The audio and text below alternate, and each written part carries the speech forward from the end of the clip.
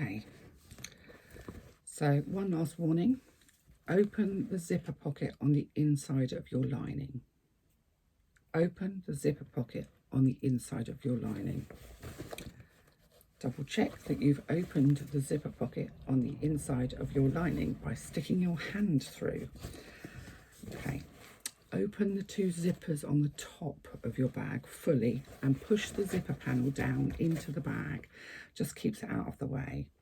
Now you're going to have your exterior bag right side out, your lining wrong side out, and you're going to place the exterior inside of the lining. And now this will be tight because the lining is slightly smaller than the exterior, but this is the easiest way I find to do it. And you've got to make sure that the zipper pocket that you've got inside and the slip pocket is towards the back of your bag, so the part without the weaving on it, if you've done weaving. If you haven't done weaving, either way. So just kind of compress your bag down a little bit and pop it inside of the lining.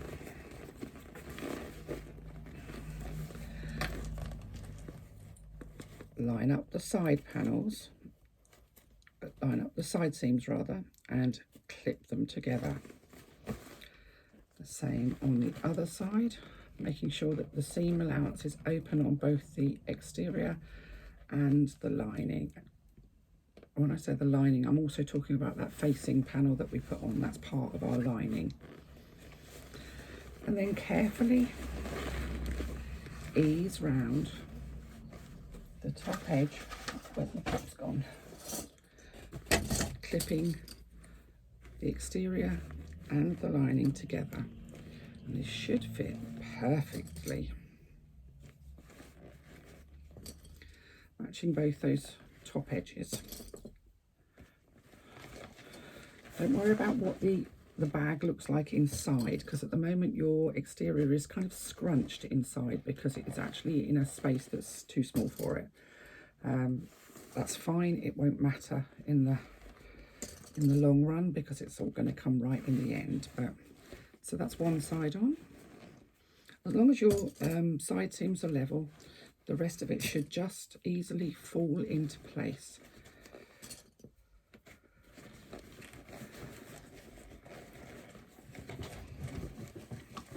Quite difficult to do when it's up on the top there like that. I like to have it on my lap usually.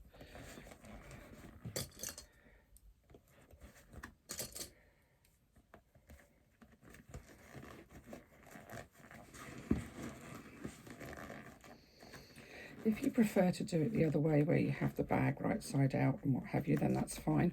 I just find this is a lot easier for me. It's a personal preference thing, nothing more.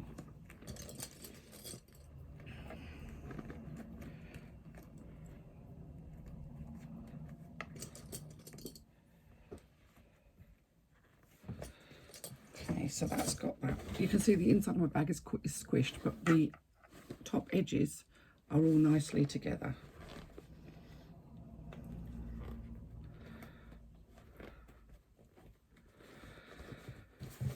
Right, so now I'm going to stitch all the way around the outside. Now if you've got a free arm, then you can do that from the outside by putting your bag over the free arm. I don't have a free arm, so I do it from the inside.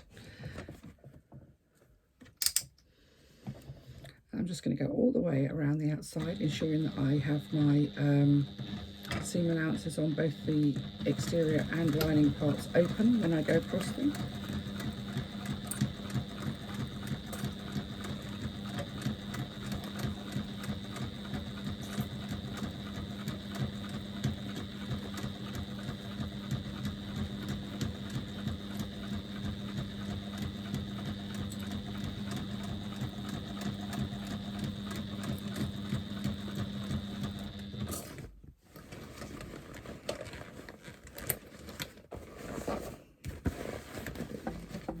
Difficult to squash down to show you, but this is the only downside of a flatbed machine, is top stitching or doing this part of sewing a bag. can be a bit more of a challenge. You get used to it after a while, and I am used to it. It's just difficult for you to see when I'm videoing. But I just wanted really to show. I mean, I have got a freehand machine. I could do it on that, but I would rather show you. I know a lot of you have flatbed machines, and I want you to see that it is possible to do. It just takes a little bit of creative thinking. That's all. You have to just stitch from a different angle.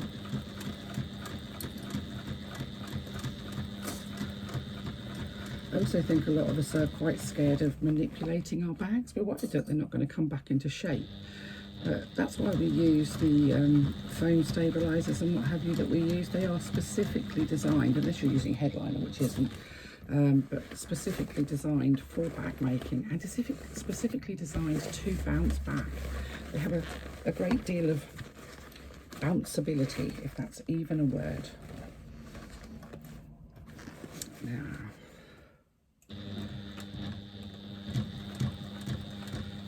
I just saw an advert this morning for the sewing bee. So if you're in Britain and you're a sewer, the sewing bee is coming back fairly soon. Much excitement. I'm not a clothes sewer at all, never have been. I've made a few items of clothing but didn't enjoy making any of them, so I avoid sewing clothes like the plague, but I do love the sewing bee. And I do think that they should have handbag making as a discipline on the sewing bee. Right, so now I've stitched all the way around the top, and the next thing I'm going to do is the bit that we all hate, is remove all those basting stitches from the foam and trim away all the foam from my seam allowance.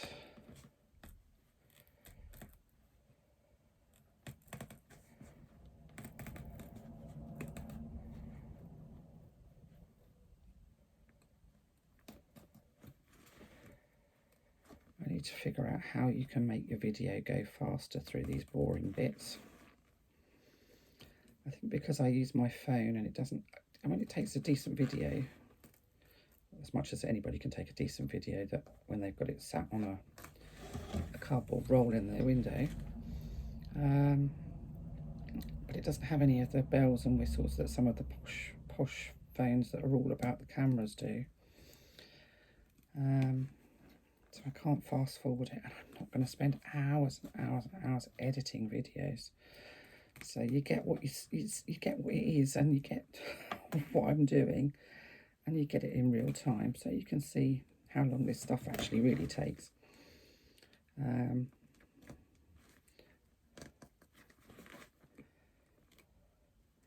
And of course you get warts and all, so if I make a mistake, you get that, and you get how I fix it too.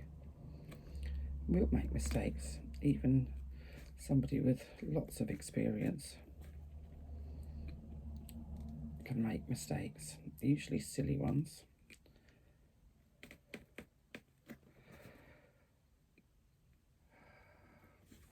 Do you know, I'm so much better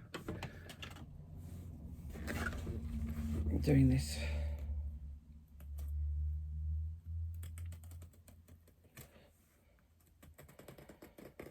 with a craft knife. I don't know why. I know I should use the appropriate tool, but I just find it easier with a craft knife.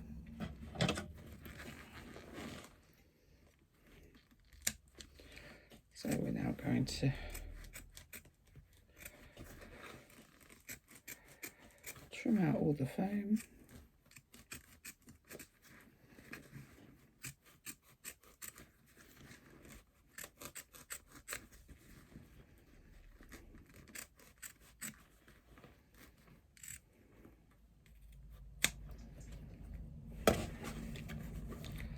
On both sides.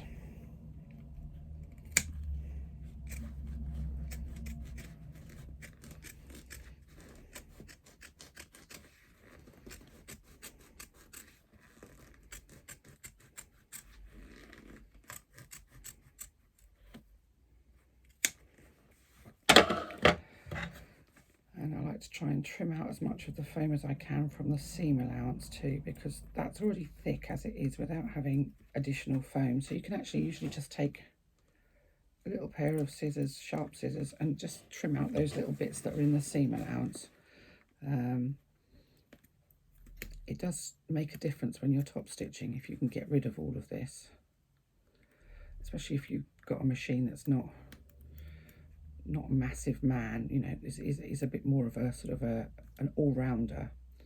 And I know a lot of people that make clothes also make bags, so they have machines that will do lots of different things, whereas mine's pretty much a one-trick pony. She's a quilting machine really, but she's designed to go through layers because that's what quilts are. So there we go. Let's see if I've got any more bits. And I know I might appear a bit peculiar about taking all this foam out, but it makes such a huge difference. I see it often on the pages, the bag making pages, people saying, I can't top stitch my bag. And usually they haven't trimmed as much as they should do out of the seam allowance. Sometimes none at all, in fact. And although my machine will happily sew this without trimming anything out of the seam allowance, it won't look as nice. So, you know, it's worth taking the time to literally get every bit out.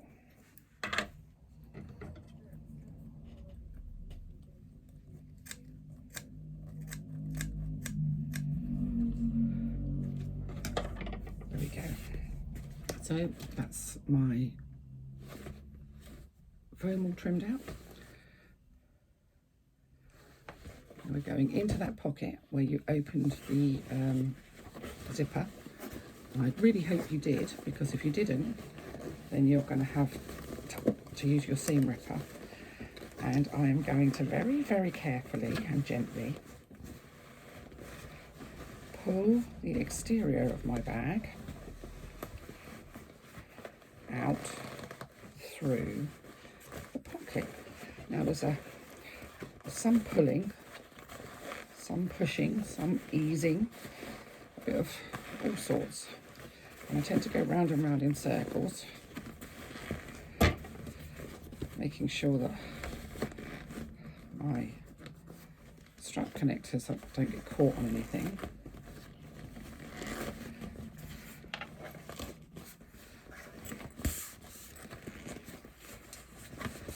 So there we go. So now I can push the lining back into my bag.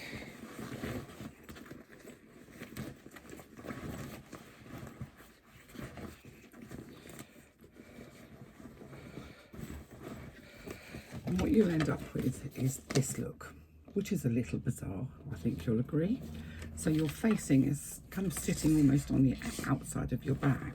So what you need to do is we're going to push our lining further in, and we're going to just roll that facing and exterior panel between our fingers so that the facing is sitting inside and the seam between the two is sitting on the top of your bag. I know in previous bags I've done it so that the lining is sitting slightly inside. In this instance, that's not the case. So don't be tempted to push it further than it needs to go.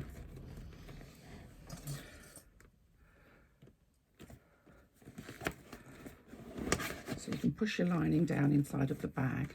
Because the lining is smaller, it should sit beautifully inside of your bag, but you won't really know that until you've got this all pulled into place. Now, for those of you that are now thinking, oh, that's a really thick seam, you can use several methods to help you flatten this. If you're using fabric, you can obviously press it, that's the obvious way. If you're using faux leather and you think that your top seam here is too thick, you can use a rubber mallet to bang along that top seam, which will just flatten it out a little bit. I find using plenty of clips helps to flatten it out, but actually it's not ever so thick usually, so you know.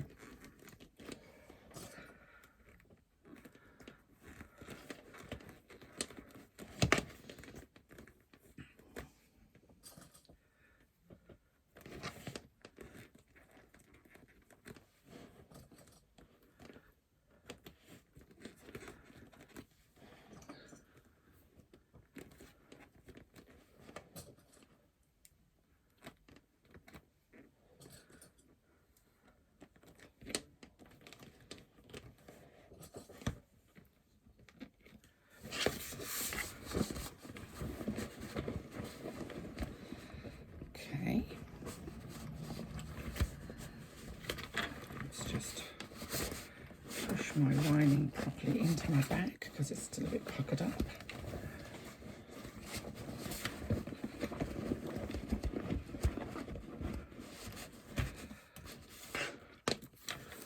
So you can see I've now clipped all the way around the top edge, and the seam is now on the top. So my lining facing panels are on the inside and you can't see them from the exterior. So you can just see a nice straight edge. Now again, because I have a flatbed machine and not a free arm machine, I'm going to top stitch from the inside.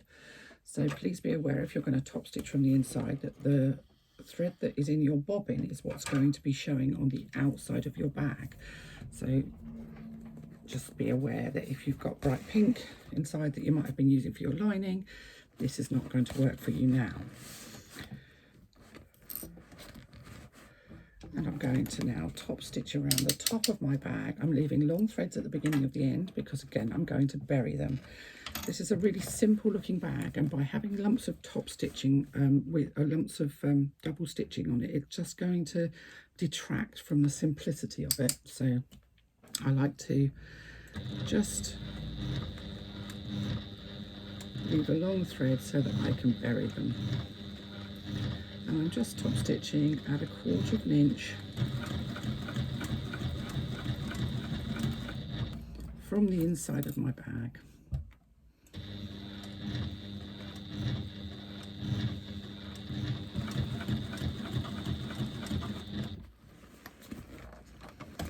And again, manipulate your bag so that you can, let me just see if I can move this along so you can actually see what I'm doing. I'm really sorry if this ends up crashing to the floor.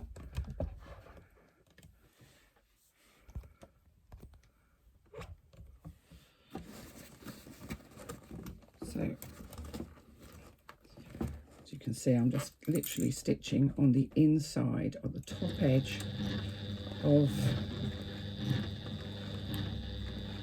the lining facing.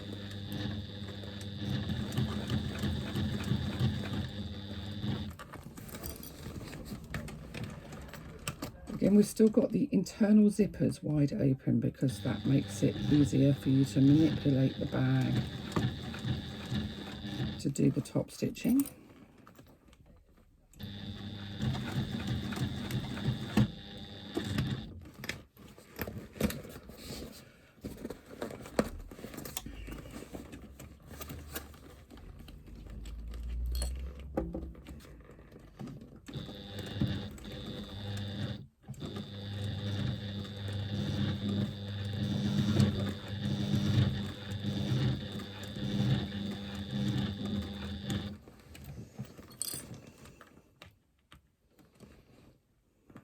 Make sure you don't go over your zipper pulls as you go past them.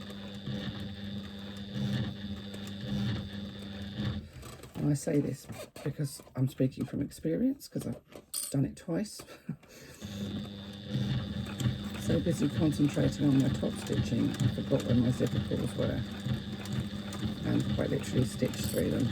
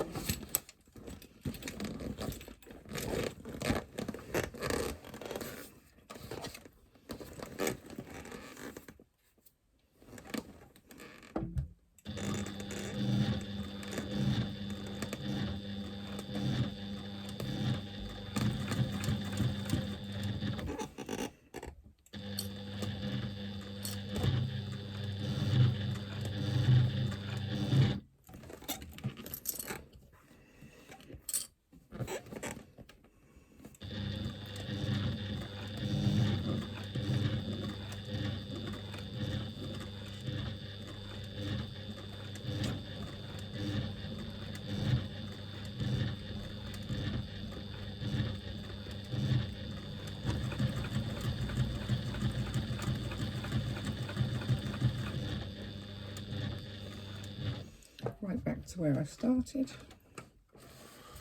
Pull my bag out.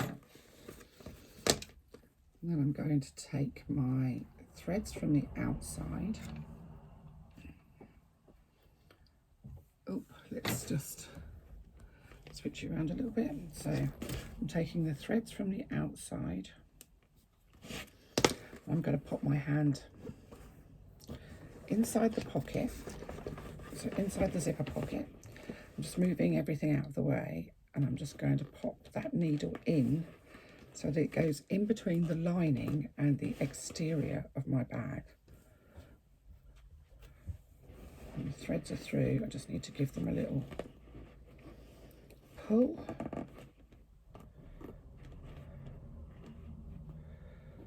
Except for they didn't go through, so let's just pull them. Oh, one's gone. Shouldn't have done two at a time, clearly. So the same thing again with the second one.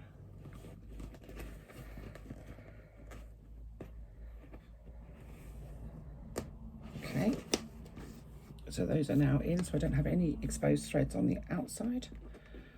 Then I'm going to do the same with the ones on the inside.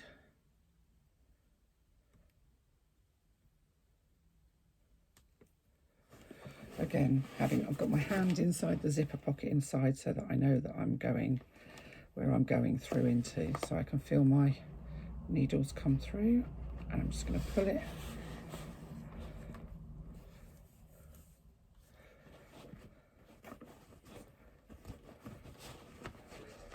I just need to give those all a little tug because I've got a little tiny loop there. Now that's gone. And then from inside of that pocket, I'm literally going to open that up, and I can tie off all of these threads together. So I'm just going to take the two exterior threads, two lining threads,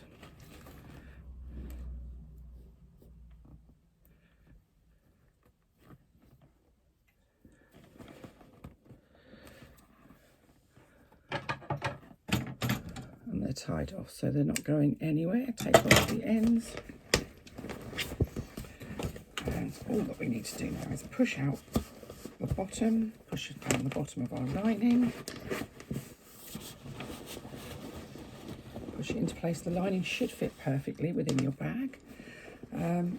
Take our pocket lining out from our zipper pocket and line up the two bottom folded edges that you created.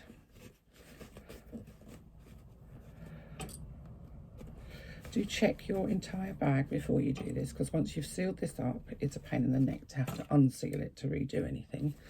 But once you've done this, that's the kind of final part of the exterior built. You just have your strap to do. So once you've done the bottom of your zipper pocket, once you've clipped it all together, you can just run the line of stitching along the bottom of the two lining panels. Now that can be either using your machine or by hand if you feel the urge. I can't say I've ever felt the urge to hand sew the bottom of a pocket, but I know a lot of people do.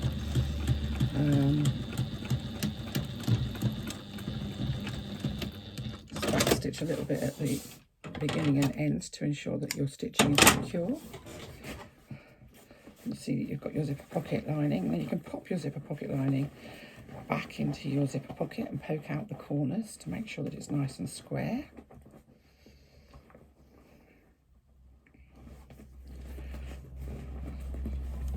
Pop everything, you just put your hands in, take the zipper panel out, just put the hands in and push the lining nicely into the bottom of the bag. You can do your zipper pocket up.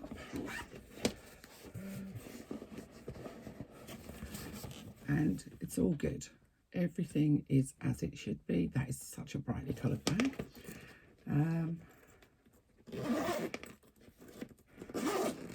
Do your zipper panel up.